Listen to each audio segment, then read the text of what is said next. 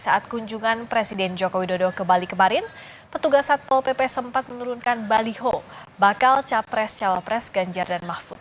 Penjabat Gubernur Bali menjelaskan baliho hanya digeser sementara demi menjaga estetika saat ada kunjungan Presiden.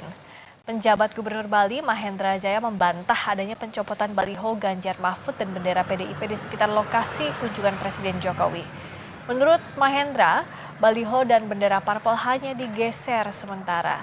Mahendra menegaskan setelah acara Presiden usai, alat peraga kampanye tersebut telah kembali dipasang.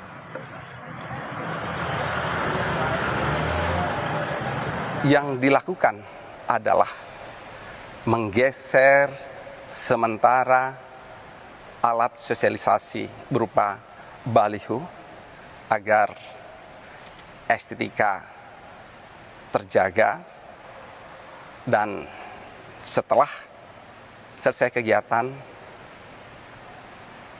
alat sosialisasi baliho tersebut sudah terpasang kembali.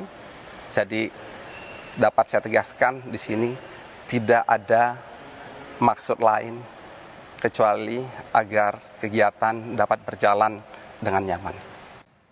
Terkait penurunan baliho